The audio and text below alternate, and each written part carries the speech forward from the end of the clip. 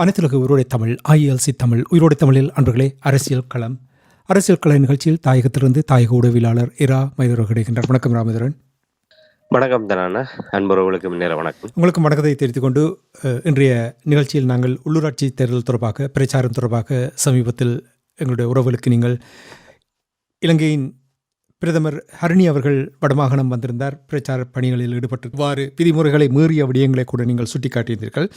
ஹரணி அவர்களுடைய அந்த பயணத்தை தொடர்ந்து ஜனாதிபதி அனுரகுமார் திசாநாயக்கா அவர்களும் யாழ்ப்பாணம் வியாழக்கிழமை அன்று வந்திருந்தார். அந்த பயணத்தில் அவருடைய பிரச்சார பணியில் ஈடுபட்டிருந்த பொழுது என்ன விடயங்கள் அங்கே பேசப்பட்டதை நீங்கள் அவதானித்திருப்பீர்கள். அதை எங்களுடைய உறவுகளுக்கு கூறுங்கள். நிஜமாக நேற்று ஜனாதிபதி அனுரகுமார் திசாநாயக்கா அவர்கள் யாழ்ப்பாணத்துக்கு தேர்தல் பரப்புரை நடவடிக்கையாக வருகை தந்திருந்தார். பிரதமர் ஹரணி அமரசூரியவை தொடர்ந்து ஜனாதிபதியும் வந்திருக்கின்றார். கடந்த கால ஆட்சியாளர்களும் இவ்வாறு வடக்குக்கு தேர்தல் என்று வந்தாலே வாக்கு அறுவடைக்காக வடக்கை நோக்கி படையெடுத்து வருவது என்பது ஒரு வாடிக்கையான ஒன்று. ஏனால் அவர்கள் தமிழர்களுடைய வாக்கு என்பது அவர்களுக்கு பல விதத்திலே ஒரு முக்கியமாக கருதப்படுகின்றது. அந்த வகையிலே அவர்கள் தமிழர் தாயகத்தை நோக்கி வருவதும் அங்கே வாக்குறுதிகளை அள்ளி வழங்குவதும் தமிழர்களுடைய வாக்குகளை கவரக்கூடிய வகையிலே அவர்கள் விடயங்களை தொட்டு பேசுவதும் ஒரு வழக்கமான ஒன்றுதான். இப்ப முன்னைய ஆட்சியாளர்களை விட தேசிய மக்கள் சக்தி, குறிப்பாக JVP என்றே நாங்கள் அழைக்கலாம், JVPக்கும் தேசிய மக்கள் சக்திக்கும் எந்த வேறுபாடும் இல்லை. அவர்கள் அந்த JVP என்கின்ற அந்த நாமத்தை ஒரு புனிதப்படுத்தக்கூடிய வகையில் தான் தேசிய மக்கள் சக்தியாக அவர்கள் அவதாரம் எடுத்திருக்கின்றார்கள். தேசிய மக்கள் சக்தியினுடைய முழு கடிவாளமும் JVPயினுடைய பொதுச் செயலாளர் ரில்வின் சில்வாவினுடைய கையில் தான் இருக்கின்றது. ரில்வின் சில்வா எதை நினைக்கின்றாரோ, எதை செய்ய முற்படுகின்றாரோ அதுதான் நிறைவேறக்கூடிய ஒரு ஒரு ஒரு நிலைமைதான் இருக்கின்றது. ஆகவே ரில்வின் சில்வாவினுடைய அனுரகுமார திசாநாயக்காவினுடைய ஆட்சியா, ரில்வின் சில்வாவினுடைய ஆட்சியா என்பதை என்று பார்க்கக்கூடிய அளவுக்கு தான் நிலைமை இருக்கு. ஆகவே JVPயினுடைய அணுகுமுறை என்பது முன்னைய ரணில் ராஜபக்சே தரப்பை விட அவர்கள் வடக்கு கிழக்கு தமிழர் தாயகத்திலே, குறிப்பாக வடக்கிலே அவர்கள் அதிக கவனம் செலுத்துகின்றார்கள் என்றால் நாங்கள் ஏற்கனவே பல சந்தர்ப்பங்களை சுட்டிக்காட்டியிருக்கிறோம். அவர்களுக்கு பல நன்மைகள் அவர்களுக்கு இதன் மூலமாக, அதாவது இந்த அட்சய பாத்திரம் போன்று வடக்கிலே தமிழர்களுடைய வாக்கு என்பது அனுரகுமார திசாநாயக்கா அரசாங்கத்தை காப்பாற்றக்கூடிய சர்வ வல்லமை பொருந்திய ஒரு நிலைமைதான் இருக்கின்றது. அவர்களுக்கு ஜெனீவாவுக்கும் பயன்படுகின்றது. சர்வதேச அழுத்தங்கள் இன்று GSP+ வரிச்சலுகை நீக்கப்படக்கூடிய ஒரு நிலைமை இருக்கின்றது. பயங்கரவாத தடை சட்டம் நீக்கப்பட்டால் மட்டுமே GSP+ வரிச்சலுகை தொடர்பாக பரிசீலிக்க முடியும் என்பதாக ஒரு இறுக்கமான ஒரு நிலைப்பாட்டுக்கு சர்வதேசம் வந்திருக்கின்றது. ஆகவே இப்படியான பின்னணிகளை எல்லாம் வைத்து பார்க்கின்ற போது அவர்களுக்கு வடக்கிலே தமிழர்களுடைய ஒவ்வொரு வாக்குகளும் ஒரு அட்சய பாத்திரமாக மாறி அனுர அரசாங்கத்தை காப்பாற்றும் ஒரு ஒரு நிலைமை இருக்கின்றது. அதன் காரணமாகத்தான் அவர்கள் அதிக முக்கியத்துவம் கொடுக்கின்றார்கள் தமிழர்களுடைய வாக்குகளுக்காக, தமிழர் பிரதேசத்திலே தேர்தல் பிரச்சாரங்களுக்காக. அந்த வகையில் தான் பிரதமரை தொடர்ந்து ஜனாதிபதியும் வந்திருக்கிறார். பெரும்பாலும் தேர்தலுக்கு பின்னர், தேர்தலுக்கு இடையிலே மேலும் இன்னொரு சுற்றுப்பயணம் வந்தால் கூட ஆச்சரியப்படுவதற்கு இல்லை. அந்த வகையில யாழ்ப்பாணம் கிட்டுப்பூங்காவிலே நடைபெற்ற அந்த தேர்தல் பரப்புரை கூட்டத்திலே ஜனாதிபதி பல விடயங்களை தொட்டு பேசி இருக்கின்றார். அதிலே மிக முக்கியமாக நாங்கள் அறியக்கூடியதாக இருக்கின்றபடியும் அந்த தையிட்டு விவகாரம் தொடர்பாக பேசியிருக்கின்றார். அந்த தையிட்டு விவகாரத்திலே சில தரப்புகள், வடக்கிலும் தெற்கிலுமாக சில குழுக்கள் அதை கையிலே எடுத்து குழப்புவதன் காரணமாகத்தான் அந்த விடயத்திலே தீர்வு காண முடியாதுள்ளது. தான் பாராளுமன்றத்திலே இந்த விடயத்தை தெளிவாக பேசியிருக்கின்ற இந்த தையிட்டு விகாரை விடயம் தொடர்பாக தீர்வு காண்பதற்கு நாங்கள் தயாராக இருக்கின்றோம் என்ற விடயத்தை தான் பாராளுமன்றத்திலே கூறியிருக்கின்றேன். ஆனால் வடக்கிலும் தெற்கிலும் இருக்கின்ற சில குழுக்கள் இந்த விடயத்தை அரசியலாக்குவதன் காரணமாக இந்த விடயத்துக்கு தீர்வு காண முடியாமல் இருக்கின்றது என்றும், இந்த குழுக்கள் இந்த விடயத்திலிருந்து ஒதுங்குகின்ற பட்சத்தில் தையிட்டு விவகாரத்துக்கு மிக விரைவிலே ஒரு தீர்வை காண முடியும் என்கின்ற ஒரு கருத்தையும் அங்கே பதிவு செய்திருக்கின்றார். அதே நேரத்தில் இராணுவம் என்ற காரணத்துக்காக பொதுமக்களுடைய ஹானிகளை எந்த ஒரு விதத்திலுமே அபகரித்து வைத்துக் கொண்டு அதை நியாயப்படுத்திவிட முடியாது என்றும், அதை பொதுமக்களுக்கே வழங்க வேண்டும் என்பதிலே தாங்கள் உறுதியாக இருப்பதாகவும், முடிந்த அளவு இராணுவத்திடம் இருக்கின்ற ஹானிகளை பொதுமக்களிடம் ஒரு விடுவிப்பதற்கு நடவடிக்கை எடுத்து வருவதாகவும் அவர் கூறியிருக்கிறார். இதில் இனவாதம் மீண்டும் நாட்டிலே தலையெடுக்க ஒருபோதுமே அனுமதிக்க முடியாது. அவ்வாறான ஒரு நிலைமை ஏற்பட்டால் தனக்கு இருக்கிற அதிகாரங்களை பயன்படுத்தி அதை முற்றுமுழுதாக இல்லாமல் செய்வதற்குரிய நடவடிக்கைகளை எடுப்பேன் என்றும் வடக்கிலே முதலீட்டு விடயங்களையும் அவர் தொட்டு பேசியிருக்கின்றார். புலம்பெயர் தமிழர்கள் முதலீடு செய்வதற்கு முன்வர வேண்டும் என்கின்ற ஒரு ஒரு அழைப்பையும் அவர் இந்த தேர்தல் பரப்புரை கூட்டத்திலே முன்வைத்திருக்கின்றார். இந்த விடயத்தை இவருக்கு கூறும்பொழுது ராமேந்திரன், யாரை இவர் குறிவைத்து இதை சொல்லுகிறார் என்று அறியக்கூடியதாக இருந்ததா? இல்ல வெளிப்படையாகவே தெரிந்த விடயம் வடக்கிலே ஒரு தரப்புன்னு சொன்னால் தமிழ் தேசிய மக்கள் முன்னணி தான் இந்த விடயத்திலே தையிட்டி விவகாரத்திலே ஒரு தொடர்ச்சியாக ஒரு தலையிட்டுக் கொண்டிருக்கின்ற ஒரு அரசியல் தரப்பு. இப்ப நாங்களே பல தடவை அந்த விடயங்களை பேசியிருக்கின்றோம். தமிழ் தேசிய மக்கள் முன்னணி இந்த விடயத்தை வேறு விதமாக அணுகி இருக்க வேண்டும். அதாவது ஒரு மக்கள் மயப்படுத்தி இருக்க வேண்டும். அவர்கள் தங்களுடைய கட்சி சார்பான ஒரு போராட்டமாக அதை மாற்றி இருக்கின்றார்கள். கட்சியினுடைய ஒரு அரசியல் நடவடிக்கையாக, ஒரு அரசியல் அறுவடையாக, ஒரு அடையாள அரசியலாக இந்த தையிட்டி விவகாரத்தை அவர்கள் கையில் எடுத்திருந்தார்கள். இன்று அவர்கள் ஒரு குறைந்தபட்சம் இந்த விடயத்திலே அவர்கள் போராடிக் கொண்டிருந்ததன் காரணமாகத்தான் இன்று அந்த தையிட்டி விவகாரம் என்பது கட்டாயம் ஒரு தீர்க்கப்பட்டே ஆக வேண்டும் என்கின்ற ஒரு உயிர்ப்பு நிலையிலே வைத்திருந்தார்கள் என்பதை நாங்கள் மறந்துவிட முடியாது. ஆனால் இன்று சிங்களவர்கள், சிங்கள ஆட்சியாளர்கள் இப்படியான ஒரு பழியை சுமத்திவிட்டு தாங்கள் தப்பித்துக் கொள்வதற்கு அது களம் அமைக்கக்கூடிய வகையிலே இவர்கள் வெளிப்படையாகவே அந்த வடிவ அந்த சொல்வார்கள், அவர் என்ன வடிவத்தை மாற்றினாலும் கொண்டையை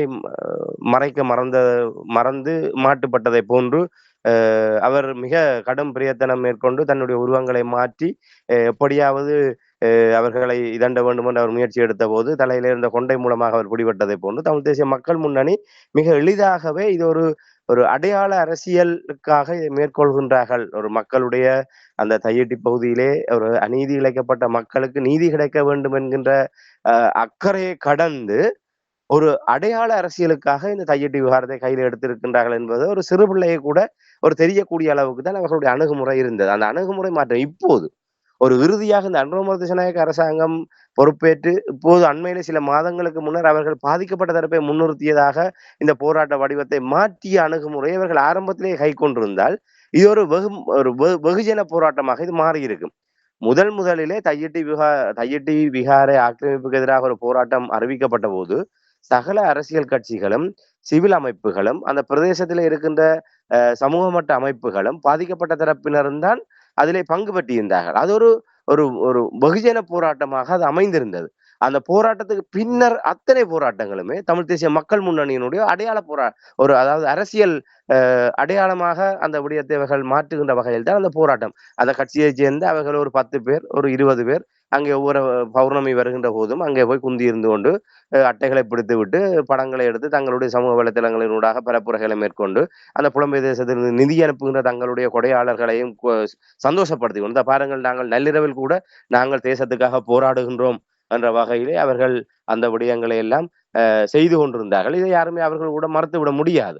இன்று அந்த வடிவத்தை மாற்றி இப்ப இறுதியாக நடைபெற்ற போராட்டங்கள் எல்லாமே அவர்கள் ஓரளவு பின் நிற்க பாதிக்கப்பட்ட தரப்பினரை முன்னிறுத்தி அவர்கள் இந்த விடயத்தை மேற்கொண்டிருக்கிறார். ஆகவே எங்களுடைய பக்கங்களும் சில தவறுகள் இருக்கின்றன. அதன் காரணமாகத்தான் ஜனாதிபதி அவர்களை இந்த விடயத்தை தட்டி கழிக்குவதற்காக அந்த பழியை எங்கள் மீது சுமத்துகின்ற வகையிலே அந்த சந்தர்ப்பம் அமைந்திருக்கிறது. ஆகவே இது வெளிப்படையாக இது ஒளிவு மறைவு எதுவுமே இல்லை. ஜனாதிபதி அவர்கள் குறிப்பிடுகின்ற அந்த வடக்கில் இருக்கின்ற ஒரு குழு என்று சொன்னால் அது தமிழ் தேசிய மக்கள் முன்னணியை தான் அவர் குறிப்பிடுகிறார். அதை விட தெற்கிலே உதயகம்மன் பிள்ளை, சரத் வீரசேகர போன்ற இனவாதிகளை தான் அவர் குறிப்பிடுகிறார். அவர்கள்தான் இதை வைத்துக் கொண்டு ரத்தார் ஓடும் என்ற வகையிலே அவர்கள் அங்கே ஒரு இனவாதத்தை கிளப்பக்கூடிய வகையிலே ஒரு கருத்துக்களை கூறிக்கொண்டிருக்கின்றார்கள். அதன் காரணமாகத்தான் அவர்கள் இந்த நடவடிக்கைகளை அவர் மேற்கொள்ள முடியாமல் இருக்கின்றது. அதற்காக நாங்கள் இந்த விடயத்தை ஜனாதிபதி கூறுவதை நாங்கள் சரி என்று ஏற்றுவிட முடியாது. சரத் வீரசேகர, உதயகம்மன் பிள்ளை தரப்போடு முன்னணியை நாங்கள் ஒப்பிட்டு விட முடியாது. முன்னணி ஒரு அடையாள அரசியலுக்காக அதை கையிலே எடுக்கின்றது என்பதற்காக அவர்கள் செய்வதும் உதயகம்மன் பிள்ளை, சரத் வீரசேகர போன்றவர்கள் செய்வதையும் ஒன்றாக நாங்கள் மதிப்பிட்டு விட முடியாது. அவர்களோடு இவர்களை ஒப்பிட்டு விட்டு இவர்கள் அதை கடந்து விட முடியாது. இந்த வெளிப்படையாகவே தெரிகின்றது உதயகம்மன் பிள்ளை, சரத் வீரசேகர போன்றவர்கள் அடிப்படையிலே இந்த விடயத்தை வைத்துக் கொண்டு ஒரு இனவாத பதற்றத்தை ஏற்படுத்தி ஒரு இரு இனங்களுக்கும் இடையே ஒரு ஒரு ஒரு ஒரு ஒரு மோதல் போக்கை உருவாக்கக்கூடிய வகையில் அதை தங்களுடைய அரசியலுக்காக பயன்படுத்தக்கூடிய வகையில் தான் அவர்கள் பார்க்கின்றார்கள். தமிழ் தேசிய மக்கள் முன்னணியை பொறுத்தவரையிலே அவர்கள் ஒரு தமிழ் தேசியம் சார்ந்து ஒரு ஒரு முன்னெடுப்பாக இந்த விடயத்தை முன்னெடுத்து கொண்டு அதிலே தங்களுக்கான அந்த தேனெடுத்தவன் புறங்கைய நக்காமலா இருப்பான் என்ற அந்த வாசகத்துக்கு அமைவாக அவர்கள் தமிழ் தேசியம் சார்ந்து எங்களுடைய முதன்மையான ஒரு இலக்காக அந்த தையிட்டி விகாரை இருக்கின்றது. தமிழ் மக்கள் பாதிக்கப்பட்டிருக்கின்றார்கள். ஆகவே அதோடு வெகு கூடுதலாக தங்களுடைய அடையாள அரசியலை முதன்மைப்படுத்துகின்றது தான் அதிலே ஒரு பிரச்சனையாக இருக்கு. ஆகவே நாங்கள் இதை வேறுபடுத்தி பார்க்க வேண்டும். ஒட்டுமொத்தமாக இதை நாங்கள் வடக்கில் இருக்கிற ஒரு தரப்பு மீது இவர் பழியை சுமத்தி விட்டு தப்பித்து விட முடியாது. ஒரு ஜனாதிபதி சர்வ வல்லமை பொருந்தியவர் என்று சொன்னால் அவர் இந்த விடயங்களை மிக எளிதாக அதை தீர்க்கக்கூடிய வழிமுறைகள் இருக்கின்றது. அவரை பொறுத்தவரையில் அவர் ஒரு 180 ஆசனங்களோடு ஒரு ஒரு மிக பெரும்பான்மையான பலத்தோடு ஒரு ஆட்சி அமைத்தாலும் இன்றைய நிலையிலே இலங்கையினுடைய இராணுவத்தை முழுமையாக கையாள முடியாத, கட்டுப்படுத்த முடியாத, இலங்கையினுடைய இதுவரையான வரலாற்றிலே ஒரு பலகீனமான ஜனாதிபதியாக அன்ரோமர் திசாநாயக்கா மாறி விடுவாரோ என்று சிந்திக்கக்கூடிய அளவுக்கு தான் இராணுவத்துக்கும் அவருக்குமான இடைவெளி என்பது அதிகரித்து செல்வதை நாங்கள் பார்க்கக்கூடியதாக இருக்கின்றது. அதனுடைய ஒரு சாட்சியாக இந்த தையிட்டி விவகாரம் அமைந்திருக்கின்றது. ஏற்கனவே தையிட்டி விவகாரத்திலே அன்ரோமர் திசாநாயக்கா பகிரங்கமாகவே யாழ்ப்பாணம் ஒருங்கிணைப்பு குழு கூட்டத்திலும் பாராளுமன்றத்திலும் இந்த விடயங்களை அழுத்தம் திருத்தமாக பேசியதற்கு பிற்பாடு ஜனாதிபதிக்கு சவால் அளிக்கக்கூடிய வகையில் தான் அவர்கள் புதிய கட்டடம் ஒன்றை தையிட்டியில திறந்து வைத்தார்கள். ஆகவே தன்னுடைய கையாளாகத்தனத்தை மறைப்பதற்காக, அதாவது ஒரு இராணுவத்தை கட்டுப்படுத்தக்கூடிய ஒரு பாதுகாப்பு அமைச்சு தன்வசம் வைத்துக் கொண்டு அதன் மூலமாக முப்படைகளை கட்டுப்படுத்தக்கூடிய ஜனாதிபதி அந்த முப்படைகள் ஜனாதிபதியுடைய கட்டுப்பாட்டில் இருக்கின்றார்களா இல்லையா என்பதை தையிட்டியிலே வெட்ட வெளிச்சமாக தெரிகின்றது. அதை மூடி மறைப்பதற்கு, தன்னுடைய கையாளாகத்தனத்தை மூடி மறைப்பதற்கு இப்படியான தரப்பினர் மீது பழியை சுமத்தி விட்டு அவர் தப்பித்துக் கொள்ள பார்க்கின்றார்கள். ஆகவே இது இங்கே நடந்தது அரசியல் மேடை. ஆக அந்த அரசியல் மேடையிலே ஒரு தரப்பினர் மீது பழியை சுமத்தி விட்டு தான் தப்பித்துக் கொள்வதற்கு பார்க்கின்றாரே தவிர அவருடைய கடமை இது. அவர் ஒரு இன மத வேறுபாடு இல்லாமல் பாதிக்கப்பட்ட தரப்பினருக்கு நீதி வழங்கப்படும் என்ற ஒரு வாக்குறுதியை அவர் நிறைவேற்றுவார் இருந்தால் இன்று அன்ரோமர் திசாநாயக்கா உள்ளிட்ட ஜேவிபியினுடைய முக்கியஸ்தர்கள் அத்தனை பேருமே ஏற்றுக்கொண்ட விடயம் தையிட்டி திசவிகார விடயத்திலே தமிழ் மக்களுடைய காணிகள் அபகரிக்கப்பட்டிருக்கின்றது. தமிழ் மக்கள் பாதிக்கப்பட்டிருக்கின்றார்கள். தமிழ் மக்களுடைய இடத்திலே அங்கே அந்த புத்தவிகாரை அவர்களுடைய காணிகளை அபகரித்து சட்டவிரோதமாக கட்டியெழுப்பப்பட்டிருக்கின்றது என்பதை அவர்கள் ஏற்றுக்கொண்டிருக்கின்றார்கள். ஆக ஏற்றுக்கொண்ட விடயத்துக்கு சட்ட ரீதியாக இதுக்கு இந்த கைப்புண்ணுக்கு கண்ணாடி தேவையில்லை என்பதை போன்று இது திட்ட தெளிவாக அவர்களை ஏற்றுக்கொண்ட ஒரு விடயம். இதை உடனடியாக ஒரு நீதி வழங்க வேண்டிய கடப்பாட்டிலே அவர்கள் இருக்கின்றார்கள். இந்த ஜனாதிபதி ரணில் விக்ரமசிங்கே அவர்கள் கடைசி காலத்திலே அவர் கூறினார், 13வது திருத்த சட்டத்தை நடைமுறைப்படுத்தியாக நான் ஒரு ஜனாதிபதி அரசியலமைப்பை முழுமையாக நடைமுறைப்படுத்துவேன் என்று சத்திய பிரமாணம் செய்துதான் நான் என்னுடைய பதவியை பொறுப்படுத்திருக்கிறேன். அவர் ஜனாதிபதிக்குரிய கடமை அரசியலமைப்பை நிறைவேற்றுவது. அரசியலமைப்பில் இருக்கின்ற 13ஐ நான் நடைமுறைப்படுத்திய தீர்வேன் என்று கூறினார்.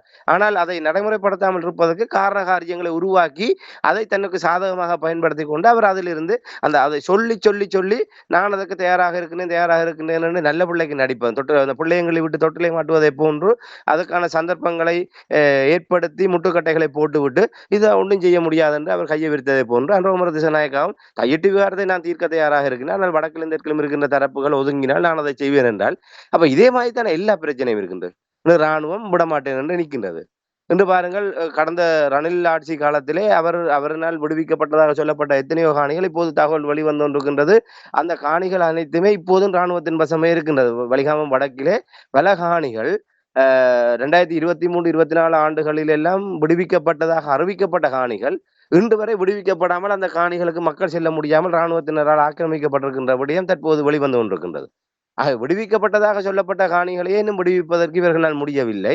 இதற்குள்ளே அவர்கள் தங்களால் இயன்ற அளவுக்கு அதை முயற்சி செய்வோம். அதனை இயன்ற அளவுக்கு முயற்சி செய்வது, இராணுவம் என்று வருகின்ற போது இயன்ற அளவுக்கு நாங்கள் முயற்சி செய்கின்றோம் என்றால் அங்கே அவருடைய பலகீனம் வெளிப்படுகின்றது. ஆகவே அவர்கள் ஜனாதிபதி அன்ரோமர் திசாநாயக்கா அவர்கள் ஒரு சர்வ வல்லமை பொருந்திய ஜனாதிபதியாக அந்த இடத்திலே நின்று கொண்டு தமிழ் மக்களுக்காக நீங்கள் செய்ய வேண்டிய அவசியம் இல்லை. இலங்கையை பொறுத்தவரையிலே இந்த 76 ஆண்டுகளிலே அதிகமாக பாதிக்கப்பட்ட தரப்பாக தமிழ் தரப்பு தான் இருக்கின்றது. தமிழர்கள் என்ற காரணத்துக்காகத்தான் இத்தனை விடயங்களையும் தமிழர்கள் இந்த சிலுவைகளை சுமந்திருக்கின்றார்கள். ஆகவே தமிழ் மக்களுக்கு நீதி கிடைக்க வேண்டும். இந்த தையிட்டி விவகாரத்தில் அவர்களை ஏற்றுக்கொண்ட விடயத்துக்கு தீர்வு ஜனாதிபதி ரணில் விக்ரமசிங்கே தட்டி கழித்ததை போன்று இவரும் அதை தட்டி கழிப்பதற்கான காரணமாக இந்த விடயங்களை கையில் எடுத்துக்கின்ற. ஆகவே அவர் சுட்டிக்காட்டிய தரப்பினரை நாங்கள் எங்களுடைய அந்த பிரச்சனையுடைய பார்வையிலே நாங்கள் சாதக பாதகங்களை நாங்கள் சுட்டிக்காட்டினாலும் அதை காரணம் காட்டி ஜனாதிபதி தப்பித்து விட முடியாது என்பதை மிக ஆணித்தரமாக கூற முடியும்.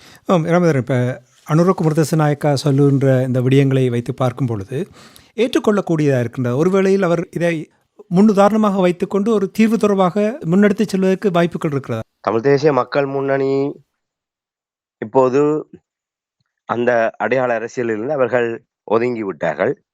பாதிக்கப்பட்ட தரப்பினர் முன்னின்று போராடுகின்றார்கள். அந்த பாதிக்கப்பட்ட தரப்பினருக்கு இவர்கள் என்ன செய்ய போகின்றார்கள்? நிச்சயமாக அவர்களுக்கு ஒரு அரசியல் பாதுகாப்பு தேவை. பின்னணியிலே தமிழ் தேசிய மக்கள் முன்னணியில வேறு தரப்புகள் இருந்தால் ஆக வேண்டும். அதை இவர்கள் இல்லாமல் செய்துவிட முடியாது. அந்த பாதிக்கப்பட்ட தரப்பினரை தனித்து வைத்துக்கொண்டு இவர்கள் ஆளுநர் ஊடாகவும் மாவட்ட செயலகங்கள் ஊடாகவும் இவர்கள் அவர்களிடம் இழப்பீடு பேசிக்கொண்டு மாற்றுக் காணிகளை பேசிக்கொண்டு அவர்களை தங்களுடைய வேறு விதமான தந்திர நடவடிக்கைக்குள் அந்த பாதிக்கப்பட்ட தரப்பினரை இவர்கள் கையாள முற்பட்ட விடயத்தை இவர்கள் வெளிப்படையாக கூற முடியுமா? அந்த அரசியல் பாதுகாப்பு ஒரு அரசியல் தரப்பினர் ஒரு தமிழ் தேசிய நிலைப்பாட்டோடு அந்த விடயங்கள் கையாளப்படுவதன் காரணமாகத்தான் இந்த விடயம் இன்று வரை ஒரு அவ்வாறான ஒரு சமரசத்துக்கு செல்லாமல் உரிய ஒரு நீதியை கோரி ஒரு போராடுகின்ற அளவிலே இருக்கின்றது. இவர்கள் கூறுகின்றார்கள் என்பதற்காக நாங்கள் அதை முற்றுமுழுதாக விட்டு விலகிவிட முடியாது. என்னால் அந்த பாதிக்கப்பட்ட தரப்பினர் தொடர்ந்தும் இந்த எங்களுடைய கடந்த 15 ஆண்டு கால சரித்திரத்திலே தமிழ் தரப்பு இது ஒரு பாதிக்கப்பட்ட தரப்பாகத்தான் இந்த தையிட்டி போராட்டம் தொடங்கியது. அந்த போராட்டம் வலிமை பெற்று விடாது, ஏனைய கட்சிகளை ஒன்று திரட்டாது, சிவில் சமூகத்தை ஒன்று திரட்டாது, அது வெறுமனே ஒரு கட்சியினுடைய போராட்டமாக இத்தனை காலமும் மடைமாற்றி வைத்திருந்தது தமிழ் தேசிய மக்கள் முன்னணியினுடைய ஒரு தவறான முன்னுதாரணம்.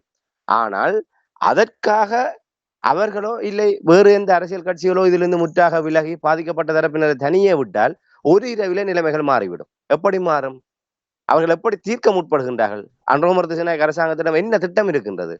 அவர்கள் இவர்களுக்கு மாற்று காணியையோ இல்ல இழப்பீட்டையோ கொடுத்து இவர்களை அந்த பிரச்சனையிலிருந்து விடுவித்து விட்டால் பிரச்சனை முடிந்து விட்டது தானே. காணிக்கு இழப்பீடு வழங்கி விட்டாச்சு, காணாமல் போனவர்களுக்கு நஷ்டஈடு கொடுத்தாச்சு, மரண சான்றிதழ் கொடுத்தாச்சு. எங்களுக்கு பிரச்சனைகளை முடிப்பது என்பது எங்களுடைய நோக்கம் இல்லையே. தையிட்டியிலே சிங்களவர்களே வாழாத ஒரு இடத்திலே வானளாவிய அளவுக்கு ஒரு விகாரை எதற்காக? அது எங்களுடைய பூர்வீக நிலங்களை ஆக்கிரமித்து ஒரு மரம் வேர் விட்டு படர்கின்ற போது அது படர்ந்து வளர்ந்ததுக்கு பிற்பாடு அதை நாங்கள் பெயர்த்து இன்னொரு இடத்திலே வைக்கின்ற போது, முளையிலே இருக்கின்ற போது பெயர்த்து வைப்பது என்பது வேறு. இல்லை ஒரு சிறு செடியாகவோ சிறு அளவிலே இருக்கின்ற வைத்து ஒரு மிக விருட்சமாக வளர்ந்ததுக்கு பிற்பாடு அதை பெயர்த்து வைத்தால் அது எப்படி அந்த இடத்துல நிலை கொள்ளும்? ஆகவே அந்த ஒரு சிறிய இடமோ பெரிய இடமோ அந்த தையிட்டி பகுதியிலே அந்த விகாரை அமைக்கப்பட்ட இடத்துல இருக்கின்ற காணி அந்த மக்களுக்குரிய காணி. அவர்கள் பாரம்பரியமாக பரம்பரையாக மரபு ரீதியாக அவர்களுக்குரிய காணி. ஆகவே அந்த காணியை அதுக்குரிய நீதியை பெற்றுக் கொடுக்காமல் அவர்களுக்கு வேறு எங்கோ ஒரு இடத்திலோ காணியை கொடுத்து விட்டு இல்ல கோடிக்கணக்கில் காசை கொடுத்து விட்டு அவர்களை அந்த இடத்திலிருந்து பிரச்சனை அப்புறப்படுத்துவதற்கு தான் இவர்கள் முயற்சி செய்வார்களே தவிர இந்த அரசியல் தலையீடுகள் இந்த விடயங்கள் அதான் நாங்கள் தெற்கிலே வருகின்ற விடயங்களை நீங்கள் பார்த்துக் கொள்ளுங்கள். அது உங்களுடைய அரசாங்கம் தானே, நீங்கள் அதை பார்க்க வேண்டும். வடக்கை பொறுத்தவரையில தமிழ் தேசிய மக்கள் முன்னணியோ இல்லை தமிழ் தேசிய தரப்புகளோ இதிலிருந்து விலகுவது என்பது இந்த பிரச்சனையை சிங்கள அரசாங்கம் தான் நினைத்தவாறு இந்த பிரச்சனையை மூடி மறைப்பதற்கு இல்லை பூசி மழுகுவதற்கு ஏற்றவாறான ஒரு சந்தர்ப்பத்தை ஏற்படுத்துமே தவிர அவர்கள் இந்த பிரச்சனையை தீர்ப்பதற்கான ஒரு வழியாக இது அமைந்து விடாது. என்றால் இனவாத தரப்பினரான சரத் வீரசேகர உதயகம்மன்பில உள்ளிட்ட தரப்பினரை இவர்கள் எந்த விதத்திலுமே கட்டுப்படுத்த முடியாது. தமிழ் மக்கள் எதிர்பார்க்கின்ற நீதி இந்த தையிட்டி விகாரை என்பது அந்த இடத்துல இருக்கக்கூடாது. ஆகவே இவர்கள் அரசாங்கம் இது தமிழ் தேசிய மக்கள் முன்னணியில வேறு தரப்பு இதிலே முன்னின்றாவிட்டாலும் நிற்காவிட்டாலும் அந்த விகாரை உரிய நீதி வழங்கப்படுகின்ற போது அந்த விகாரை அங்கிருந்து அகற்றப்பட வேண்டும். அகற்றினாலே தென்னிலங்கையிலே ஒரு இன ரீதியான ஒரு முருகல் நிலை ஏற்படும். ஆகவே வடக்கிலே ஒரு தரப்பு அதுல இருந்தால் என்ன இல்லாவிட்டால் என்ன அந்த நிலைமை வந்துதான் ஆகும். ஆகவே அதை கையாளக்கூடிய வகையில தென்னிலங்கையில் ஒரு புரிதலை ஏற்படுத்தி பௌத்த மகா சங்கங்களுக்கு ஒரு புரிதலை ஏற்படுத்தி இது பௌத்த நிந்தனை அல்ல, இது தேவையற்ற ஒரு இடத்திலே இந்த விடயம் இருக்கின்றது, ஆகவே இது அகற்றப்பட்டே ஆக வேண்டும். அவ்வாறு அகற்றுவதன் ஊடாகத்தான் நாங்கள் ஒரு இலங்கையிலே ஒரு நிலைபெறான ஒரு சமாதானத்தையும் ஐக்கியத்தையும் நோக்கி நாங்கள் நகர்த்த முடியும் என்ற புரிதலை நீங்க தென்னிலங்கையில ஏற்படுத்துங்கள், உரிய தரப்பினருக்கு ஏற்படுத்துங்கள். ஆகவே அந்த பௌத்த தரப்பினருக்கும் இனவாத தரப்பினருக்கும் சிங்கள மக்களுக்கும் உரிய தெளிவை ஏற்படுத்தி விட்டு அதுக்கான நீதியை வழங்குங்கள். அதை விட்டு நீங்கள் வடக்கிலே ஒரு தரப்பிடம் சுட்டிக்காட்டி அவர்கள் விலகினால் நாங்கள் இதை தீர்க்க தயாராக இருக்கின்றோம் என்பது அது ஒருபோதுமே நடக்காது. அவ்வாறு நாங்கள் தமிழ் தரப்பு இதில் உதயகம்மன்பில சரத் வீர அவர்கள் விலகினாலும் விலகாவிட்டாலும் அங்கே வேறு விதமான பிரச்சனைகள் வரும். ஆனால் தமிழ் தேசிய தரப்பினர் இந்த தையிட்டி விவகாரத்திலிருந்து விலகுவது என்பது அந்த பாதிக்கப்பட்ட தரப்பினரை அரசாங்கம் என்கின்ற அந்த பெரும்பான்மை அந்த அச்சுறுத்தல் நிலையிலே வைத்துக் கொண்டு அவர்களை தங்களுக்கு ஏற்றவாறு மாற்றி ஏற்கனவே அப்படி செய்திகளை வந்து விட்டது, அவர்கள் ஏற்றுக்கொண்டு விட்டார்கள். மாவட்ட ஒருங்கிணைப்பு குழு கூட்டம் உள்ளிட்ட பல விடயங்களிலே இந்த விடயம் சொல்லப்பட்டிருக்கின்றது. பாதிக்கப்பட்ட தரப்பினர் மாற்று காணிகளை பெற்றுக்கொண்டு அவர்கள் இதிலிருந்து ஒதுங்குவதற்கு தயாராக இருக்கின்றார்கள், அதுக்கு இணங்கி விட்டார்கள் என்ற செய்தி உத்தியோகபூர்வமாக அதிகாரிகளினால் அங்கே முன்வைக்கப்பட்டது. ஆக அந்த உரையாடல் நடைபெற்றதை சாக்காக வைத்துக்கொண்டு மக்கள் ஏற்றுக்கொண்டு விட்டார்கள் என்பதாக அவர்கள் அங்கே விடயத்தை மாற்றி விட்டார்கள். ஆகவே இதிலே தமிழ் தேசிய அரசியல் என்பது இவ்வாறான விடயங்களிலே ஒரு பாதுகாப்பரனாக இருக்க வேண்டும். இருப்பதன் ஊடாகத்தான் உரிய நீதியை நோக்கி சரியான முறையில வழி நடத்த முடியும். ஆக ஜனாதிபதி அவர்கள் இதிலே தமிழ் தரப்பை இழுத்து விட்டது தங்களுடைய அரசியல் சுயலாபத்துக்காகவே அன்றி வேறொன்றும் இல்லை. இதே நேரத்தில் இதே மாதிரியான ஒரு பாணியில் தானே அமைச்சர் சந்திரசேகர் அவர்களும் கூட வடக்கில் இருப்பவர் சிலரை கைது செய்துவிட்டால் மாற்றங்களை ஏற்படுத்தலாம் என்று கூறுகிறாரே. அவர் உண்மையிலே ஒரு அவருக்கு நான் அந்த யாழ்ப்பாணம் மத்திய கல்லூரி அந்த பாராளுமன்ற தேர்தல் முடிவுகள் எண்ணப்படுகின்ற சந்தர்ப்பத்திலே நான் அந்த வாக்கெண்ணும் நிலையத்திலே யாழ்ப்பாணத்திலே அந்த நின்றிருந்தேன். அந்த நின்ற சந்தர்ப்பத்திலே அந்த அவருடைய அந்த அணுகுமுறையை நான் பார்த்திருந்தேன். அதாவது அந்த முதலிலே அந்த முடிவுகள் எண்ணப்பட்டு உத்தியோகபூர்வமாக வெளிவருவதற்கு முன்னர் அவர் அப்படியே ஏதோ ஒரு கலக்கத்திலே அவருடைய நடவுடை பாவனைகள் எல்லாம் இருந்தது. தேசிய மக்கள் சக்திக்கு 2 அல்லது 3 ஆசனங்கள் கிடைத்து விட்டது, கிடைக்க போகின்றது என்ற ஒரு நிலைப்பாடு அந்த அங்கே அறியப்பட்ட போது அவருடைய அந்த உடல் மொழிகள் அத்தனையுமே மாறிவிட்டது. அவர் அப்படியே தன்னுடைய அருகிலே இருந்த இருவருடைய தோள்களிலே கையை போட்டுக்கொண்டு ராஜ நடை நடந்து அந்த பகுதியிலே வலம் வந்தார். அந்த நேரடியாக பார்த்தபோது அந்த வித்தியாசத்தை சில மனத்தியாலங்களிலே அந்த வித்தியாசத்தை உணரக்கூடியதாக இருந்ததென்றால் அந்த வெற்றி மமதை கர்வம் அவரிடம் தொற்றிக் கொண்டது. இன்று அது ஒரு சர்வாதிகாரி போன்று அவரை நடக்க வைக்கின்றது. ஏற்கனவே நாங்கள் கடந்த நிகழ்ச்சியில பார்த்ததை போன்று ஒரு அடாவடித்தனமாக தமிழர்களை அச்சுறுத்துகின்ற வகையிலே அவர் தொடர்ச்சியாக பேசுகின்ற விடயங்களை பார்த்திருக்கின்றோம். அதே போன்று இப்போதும் அவர் இந்த சவடால் பேச்சுக்களை பேசிக் கொண்டு வருகிறார். இது நாங்கள் ஏற்கனவே இதெல்லாம் பார்த்து புளித்து போன விடயங்கள். ஹரணி அவர்கள் வந்து சொல்கின்றார், இங்கே பிரதான வீதிகள் மட்டுமே செப்பனிடப்பட்டிருக்கின்றது, அதிலிருந்து உள்ள இணைப்பு வீதிகள் எல்லாமே கல்லும் முள்ளுமாக இருக்கின்றது, இங்கே பாடசாலைகளில் பிரச்சனை, அங்கே பிரச்சனை, இங்கே பிரச்சனை என்று. அதே போன்று இப்ப இவரும் சொல்கின்றார், மணல் கொள்ளை ஊடகவியலாளர்கள் கடத்தி கொலை செய்தவர்கள், காணாமலாக்கப்பட்டவர்கள், இதோடு சம்பந்தப்பட்டவர்கள் எவராக இருந்தாலும் நாங்கள் சிங்கள தெற்கிழங்கையிலே இருப்பவர்களை மட்டுமே நாங்கள் கைது செய்யவில்லை, வடக்கிலே இருக்கின்ற தலைவர்களையும் நாங்கள் கைது செய்ய தயாராக இருக்கின்றோம். எங்களுக்கு யாருமே எதிரிகள் இல்லை, யாருக்கும் எதிராக அரசியல் செய்ய வேண்டிய தேவை இல்லை, ஆனால் நீதியை வழங்குவதற்கு நாங்கள் தயாராக இருக்கின்றோம் என்று. இதெல்லாம் ஒரு அரசியல் நோக்கத்துக்காக சொல்லப்படுகின்ற விடயங்கள். இப்படியாக பேசுவதனூடாக மக்களை கொஞ்சம் சூடேற்றி அதை ஒரு வாக்கு அரசியலுக்காக வாக்கு அறுவடைக்காக இவர்கள் கையாளுகின்றார்களே தவிர இவர்கள் ஒன்றுமே செய்ய ஒன்று பிள்ளையான கைது செய்திருக்கின்றார்கள். இதன் மூலமாக திசை திருப்ப பார்க்கின்றார்கள். நாங்கள் பிள்ளையானுடைய கைது விடயங்கள் எல்லாம் பல விடயங்கள் ஆழமாக பார்க்க வேண்டி இருக்கின்றது. ஆகவே அந்த அவ்வாறு வடக்கிலேயும் இவர்கள் ஒரு தரப்பினரை கைது செய்துவிட்டு அதன் மூலமாக நாங்கள் ஏனால் பிள்ளையானை பொறுத்தவரை கிழக்கை தமிழ் மக்கள் என்று அதை கொண்டாடக்கூடிய ஒரு மனநிலையில் தான் இருக்கின்றார்கள். இப்ப நாங்கள் அதனுடைய ஆழமாக பார்த்தோமாக இருந்தால் அது எங்களுக்கு மிக வேதனை அளிக்கக்கூடிய ஒரு சம்பவமாகத்தான் இருக்கும். ஆனால் மேலோட்டமாக பார்க்கின்ற போது அது ஒட்டுமொத்தமாகவே எங்களுடைய விடுதலை போராட்டத்துக்கு துரோகம் செய்தவர் என்ற வகையிலே பிள்ளையான் என்பவர் தமிழ் மக்களால் மறுத்து ஒதுக்கப்படுவர். ஆனால் கிழக்கினுடைய மண்ணுரிமைக்காகவும் அந்த கிழக்கை பாதுகாக்கக்கூடிய மண்ணின் மைந்தனாகவும் இருக்கக்கூடிய ஒரு தலை சிறந்த ஒரு அரசியலாளனாக பிள்ளையானை பார்க்கின்ற போது பிள்ளையானுடைய கைது என்பது தமிழ் மக்களை பொறுத்தவரையிலே ஒரு வேதனை கொள்ளக்கூடிய ஒரு விடயமாகத்தான் இருக்கும்.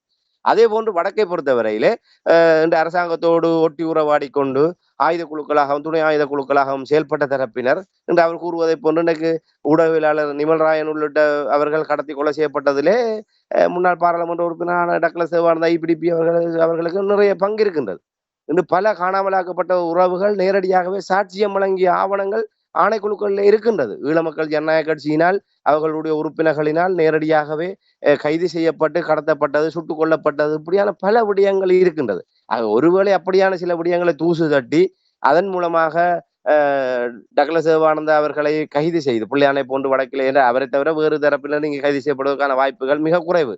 ஏன்னா அரசாங்கத்தோடு ஆயுத குழுக்களாக செயல்பட்டது டக்ளஸ் தேவானந்தா தரப்பு மட்டும்தான்.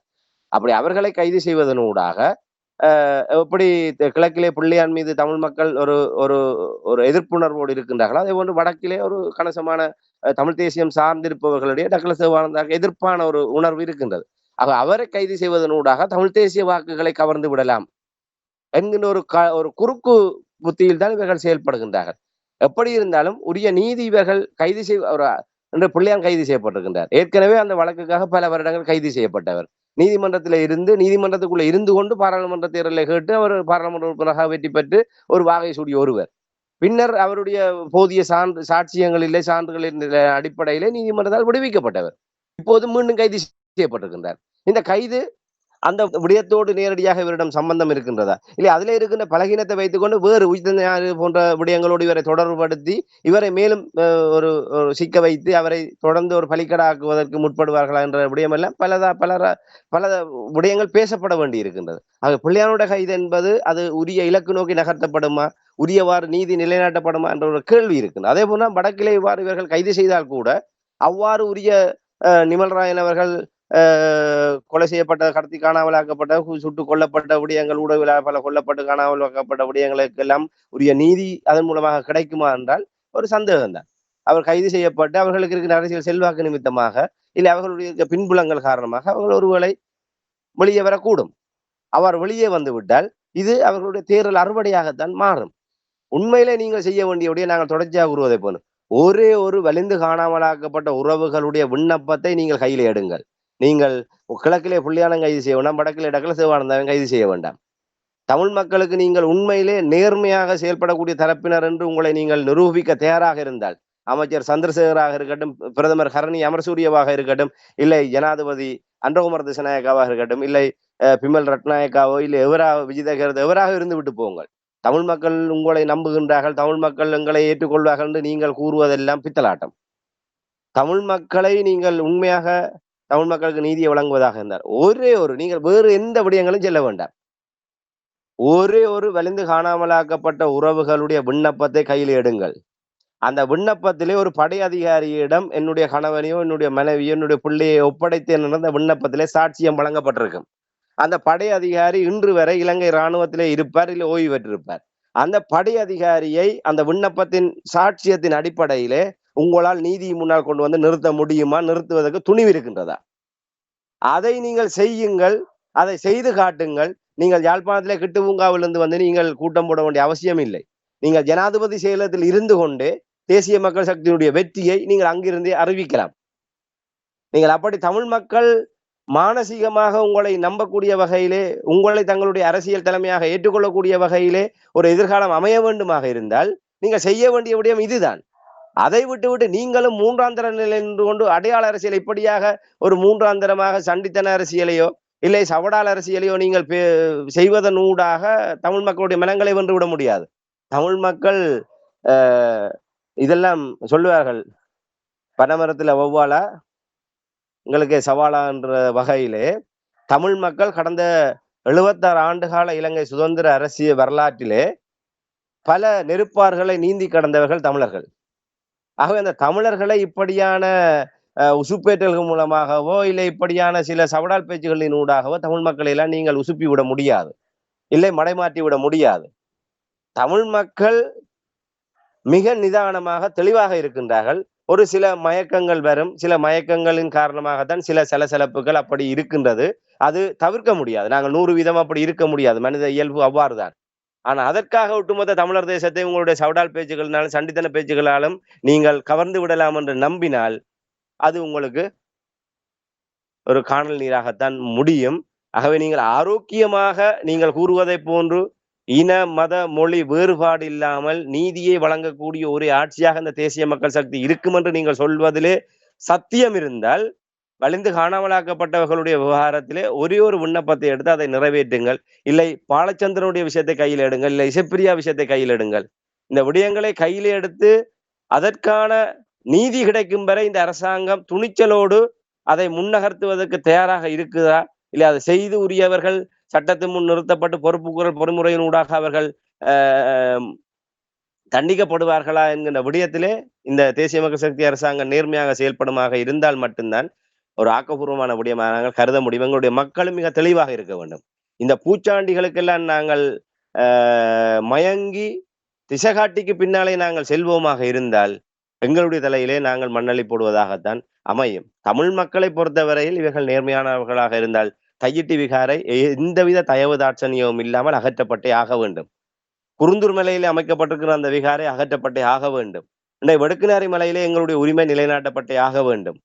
அதே போன்று இன்று வடக்கு கிழக்கிலே இந்த 2009 ஆயுதங்கள் மௌனிக்கப்பட்டதுக்கு பின்னர் அமைக்கப்பட்டிருக்கின்ற 100க்கும் மேற்பட்ட விகாரைகள் அங்கிருந்து அகற்றப்பட்டே ஆக வேண்டும். இந்த வடக்கு மாகாணத்திலே எந்த ஒரு விகாரையும் இங்கே இருப்பதற்கான எந்த ஒரு முகாந்திரமும் இல்லை. முற்பட்ட காலத்திலே தமிழ் பௌத்தர்கள் இலங்கையிலே வாழ்ந்தார்கள் என்ற ஒரு அடிப்படையில் தான் வடமாகாணத்திலே பௌத்த விகாரைகள் உருவாக்கப்பட்டனவே தவிர சிங்கள பௌத்த பேரினவாதத்தினுடைய அடையாளமாக எந்த விகாரையுமே வடக்கிலே அமைக்கப்படவில்லை. இதுதான் உண்மை வரலாறு. ஆகவே வடக்கிலே எந்த ஒரு விகாரையும் அவசியமே இல்லை. நீங்கள் தேவை என்று சொன்னால் இன்று படை முகாம்களிலே ஒரு சிறிய ஒரு குடிலை அமைத்து அங்கே ஒரு புத்தகரை வைத்து அவர்கள் வழிபடுகின்றார்கள். அது அந்த உரிமை இருக்கின்றது. இன்று ஒவ்வொருவருக்கும் அந்த தன் சார்ந்த மதத்தை வழிபடுவதற்கு கடவுளை வழங்குவதற்கு உரிமை இருக்கின்றது.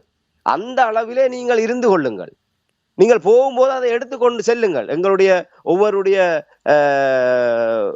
பேர்ஸ்களிலும் அவர்களுடைய இஷ்ட தெய்வங்களை வைத்து வழிபடுவார்கள். அவர் செல்லும் இடமெல்லாம் எடுத்து செல்வார்கள். இல்லை இருக்கிற இடத்திலே ஒரு பணியிடத்திலே வைத்து வணங்குவார்கள். பின்னர் அவர்கள் வேறு இடம் செல்கின்ற போது அதை எடுத்து செல்வார்கள். அதே போன்று நீங்கள் எடுத்து செல்லுங்கள். தேவையில்லாமல் ஒரு சுமையை இங்கே நீங்கள் எங்களுடைய பகுதியிலே வைத்துக் கொண்டு அதை ஆக்கிரமிப்பதற்கு நாங்கள் ஒருபோதும் அனுமதிக்க முடியாது. எங்களுடைய வடக்கு கிழக்கு தமிழர் தாயகத்தை கூறு போடுவதற்கான ஒரு சதியாகத்தான் வடக்கிலே திட்டமிட்டு இந்த விகாரைகள் அமைக்கப்படுகின்றன. இதை அகற்றுவதென்பது தேசிய மக்கள் சக்தியினுடைய தலையாய கடப்பாடு. இதிலே அவர்கள் எந்த விதத்திலுமே பின்வாங்க முடியாது. யார் மீதும் பழியை சுமத்தி தப்பிவிட முடியாது. ஆகவே தமிழ் மக்கள் மிக தெளிவாக இருக்க வேண்டும். எங்களுக்கு இவர்கள் செய்ய வேண்டிய வேலை இந்த விடயங்களைத்தான். அதை விட்டு அவரை கைது செய்வேன் இவரை கைது செய்வேன் என்று சண்டிக்கட்டை கட்டி கொண்டு மேடையில் என்று வீராப்பாக பேசுவதன் ஊடாக எதையுமே சாதித்து விட முடியாது. இந்த சந்திரசேகர் தொடர்பாக நாங்கள் தொடர்ந்து கூற வேண்டும். 2009 இனஅழிப்பு யுத்தம் நடைபெற்ற போது அங்கே வன்னியிலே கொல்லப்பட்ட மக்களுக்காக இன்று முதலை கண்ணீர் வடிக்கின்ற சந்திரசேகர் வன்னியிலே கொல்லப்பட்ட அத்தனை பேருமே பயங்கரவாதிகள் என்று கூறி இனவாதத்துடைய உச்ச நிலையிலே நின்று கொண்டு இந்த டக்ளஸ் தேவானந்தா புள்ளியான் போன்றவர்களை விட மிகப்பெரிய ஒரு இனவாத அடிபரடியாக செயல்பட்டவரான் இந்த சந்திரசேகரன். நோர்வே சமாதான பேச்சுவார்த்தையின் ஊடாக முன்னெடுப்புகளை செய்த போது அந்த நோர்வேக்கும் போர் நிறுத்த கண்காணிப்பு குழுக்கும் எதிராக தென்னிலங்கையிலே மிகப்பெரிய இன்று ஜனாதிபதி கூறுகின்றார் இனவாதத்தை கையில் எடுக்கின்ற தரப்பில்தான் இந்த பிரச்சனையை தீர்க்க முடியவில்லை என்று. இதே அன்றோமர் திசநாயக்கா பங்கு பெற்றுகின்ற சந்திரசேகரன் உள்ளிட்டவர்கள் பங்கு பெற்றிய ஆர்ப்பாட்டத்தை இதே சமாதான காலப்பகுதியிலே நோர்வே தூதரத்துக்கு முன்னால் இவர்கள் ஜேவிபியினர் மிகப்பெரிய ஒரு கொந்தளிப்பை தென்னிலங்கையில ஒரு இன கலவரத்தை ஒரு இனத்து முரண்பாட்டை ஏற்படுத்தக்கூடிய போராட்டத்தை நீங்கள் செய்தீர்கள். இதன் காரணமாக தான் இந்த சமாதான முன்னெடுப்புகள் குழப்பத்தை கண்டது. இன்று வெள்ளை புலி என்று சொல்லி எரிக் சொல்லுங்க பட்டம் கொடுத்தது இதே அன்றோமர் திசநாயக்கா தலைமையிலான ஜேவிபி. அதிலே மிக முக்கியஸ்தராக இருந்தவரான் சந்திரசேகரன். அவை நீங்கள் கடந்த காலத்தை நாங்கள் மறந்து விட்டோம் என்று யாருமே நினைத்து விடக்கூடாது. எங்களுடைய மக்களும் சிந்தித்து பார்க்க வேண்டும். அப்படி பேசியவர்களால் இன்று வந்து அரசியலுக்காக இப்படி வேடம் போடுகின்றார்கள். இவர்கள் வேடதாரிகள். இன்று சந்திரசேகரன் யோக்கியதை இருந்தால் அவர் நேருக்கு நேர பகிரங்க விவாதத்துக்கு வர முடியுமா? இன்று வெள்ளைப்புலி என்று சொல்லி எரிக் சொல்கைமை முத்திரை குத்தி சமாதான நடவடிக்கை நிலைகுலந்து போகின்ற அளவுக்கு தென்னிலங்கையில் ஒரு இன முருகலை ஏற்படுத்துவதற்கு வித்திட்டவர்கள் யார்? இந்த ஜேவிபியினர். இன்று வந்து நின்று கொண்டு தாங்கள் ஏதோ தமிழ் மக்கள் எல்லாவற்றையும் மறந்து விட்டார்கள், தாங்கள் சொல்வதை நம்புவார்கள் என்ற வகையிலே வந்து நின்று இங்கே சாத்தான் வேதம் ஓதுவதை போன்று இவர்கள் பேசிக் கொண்டிருக்கின்றார்கள். ஆகவே சந்திரசேகர் மட்டுமல்ல அன்றோமர் யாருமே புனிதர்கள் அல்ல. ஒரு கால சந்தர்ப்பம் ஒரு ஊழலற்ற நேர்மையான அரசாங்கத்தை அமைக்கக்கூடிய வகையில ஜேவிபியினுடைய கையிலே ஆட்சி அதிகாரம் ஒப்படைக்கப்பட்டிருக்கின்றது. அது முழுமையாக நிறைவேற்றப்படுமா? அது இலங்கையை ஒரு பொருளாதார நெருக்கடியிலிருந்து மீட்டு ஒரு நிலைபெறான நிலைக்கு கொண்டு செல்லுமா? அந்த விடயங்கள்லாம் நாங்கள் பார்க்க வேண்டிய விடயம். இவர்கள் தமிழ் மக்களுடைய வாரம் என்று வருகின்ற போது எல்லோருமே ஒரே குட்டையில் உரிய மட்டைகள் தான். ஆகவே 76 ஆண்டு கால ஒரு துன்பியல் சரித்திரம் என்பது தமிழ் மக்களை பொறுத்தவரையில் ஒரு ஏமாற்றகரமாகத்தான் இந்த தேசிய மக்கள் சக்தியினுடைய காலத்திலும் நகரப்போகின்றது என்பதற்கு மிக திட்ட தெளிவாக ஜனாதிபதி அவர்கள் 6 மாதத்திலே அவர் தன்னை கை உயர்த்தி விட்டார். கையிட்டு விகாரத்திலே என்னால் செய்கின்றமே செய்துவிட முடியாது என்று சொல்லி அவர் தன்னை வெளிப்படுத்துவதற்கு தான் அவர் அவ்வாறு கூறியிருக்கின்றார். சந்திரசேகரன் அவர்களும் அதுகளை இப்படியாக உசுப்பேத்தி பேசி இந்த விடயங்களை எல்லாம் மறக்கடித்து மக்களிடமிருந்து வாக்குகளை பெற்றுவிட்டு ஜெனீவாவிலே போய் மீண்டும் ஒரு தடவை சிங்கள தேசம் தன்னை பிணியெடுத்துக் கொள்வதற்காகத்தான் இவர்கள் இத்தனை நாடகங்களையும் ஆடிக்கொண்டிருக்கின்றார்கள் என்பதை தான் இந்த இடத்திலே நாங்கள் தெளிவாக பதிவு செய்ய முடியும். நிச்சயமாக தேர்தல்கள் வரும்பொழுது இவ்வாறு தான் அவர்களுடைய செயல்பாடுகள் இருக்கும். தேவை என்று வரும்பொழுது தங்களுக்கு ஏற்ற மாதிரியாக மாறிவார்கள் என்பதை எத்தனையோ தலைவர்கள் வெளிப்படுத்தி விட்டார்கள். இனி நீங்கள் கூறிய விடயங்கள், அதாவது என்னென்ன விடயங்கள் தமிழ் மக்கள் நீதியை எதிர்பார்க்கிறார்கள், அதற்கான ஒரு தீர்வை எதிர்பார்க்கிறார்களோ அவ்வளவு விடயங்களையும் அவர்களுடைய வாய்களால் உச்சரித்து கொண்டிருக்கிறார்கள். ஆனால் ஒன்றுமே செயல்படுத்தி காட்டவில்லை என்பதை தட்டு தெளிவாக தெரிகின்றது. நன்றி ஈராமிதுரன். இன்றைய நிகழ்ச்சி இணைந்து அனுரகுமார் திசுநாயக்கா அவருடைய வடமாகாணத்துக்கான பயணம் தொடர்பாக, சந்திரசேகர் அவர்களுடைய சர்வாதிகார போக்கு தொடர்பாகவும் நீங்கள் உயிரோடை தமிழ் உறவுகளுக்கு எடுத்து வந்தமைக்காக அன்பர்கள் சார்பாக நன்றியை கூறிக்கொண்டு மீண்டும் இன்னொரு நிகழ்ச்சி இணைந்திருப்போம். அதற்கு நன்றி, வணக்கம். நிச்சயமான நன்றி, வணக்கம். எமது பார்வையாளர்களுக்கு வணக்கம்.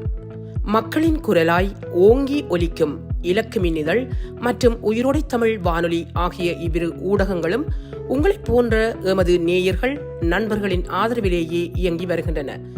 மிக குறைந்த வளங்களுடன் பல இடர்கள் மற்றும் தடைகளை தாண்டி பயணிக்கும் எமது ஊடகங்களின் பணிகள் மேலும் வளர உங்களால் முடிந்த நிதியுதவியை வழங்கி இன்னும் காத்திரமான செயற்பாடுகளை முன்னெடுக்க உதவுமாறு மிகவும் பணிவன்புடன் வேண்டி நிற்கின்றோம். உங்கள் பங்களிப்பு உங்களின் உரிமை குரலாய் ஓங்கி ஒலிக்கும். நன்றி.